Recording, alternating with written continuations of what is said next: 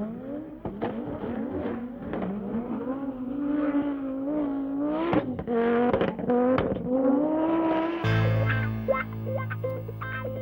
initiales GSI sont une véritable tradition chez Opel. Ça a commencé en 1984 avec la Kadett et cette appellation s'est ensuite déclinée sur les autres modèles de la marque.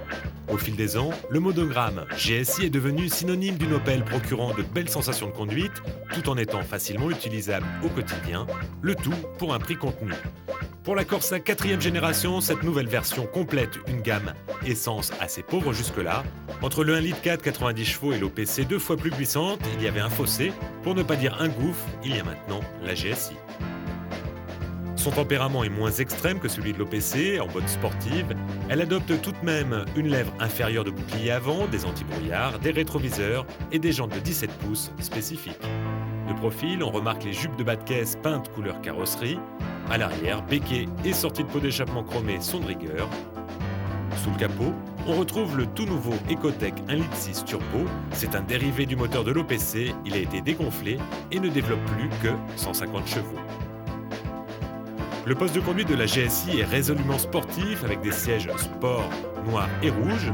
Le volant, comme le pommeau de levier de vitesse, sont gainés de cuir. C'est bien fini mais sans fioriture, comme si la voiture avait suffisamment d'atouts pour séduire.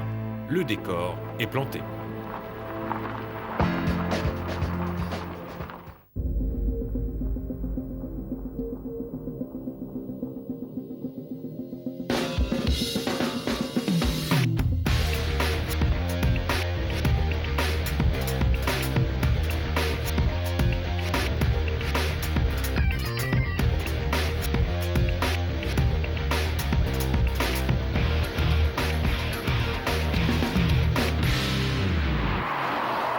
En termes de châssis, la GSI reprend les mêmes solutions que l'OPC. La caisse a été rabaissée de 18 mm à l'arrière et 15 à l'avant, tandis que le tarage des suspensions a été considérablement raffermi.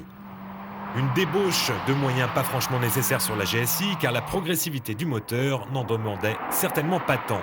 Tant que la route est un billard, c'est un gage d'efficacité. En revanche, sur route bosselée, la voiture rebondit beaucoup trop. On déclenche l'ABS dès que l'on touche à la pédale de frein. Les décélérations ne sont pas constantes, dommage de ne pas pouvoir profiter du système de freinage surdimensionné.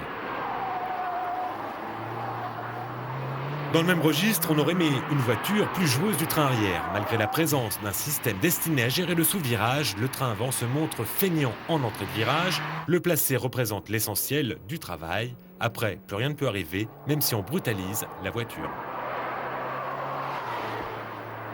Pour le reste, rien à signaler. Comme c'est souvent le cas chez Opel, la voiture répond à son cahier des charges et son prix, bien étudié, incite à l'indulgence. Paradoxalement, les petites imperfections sont de nature à rendre cette Corsa attachante.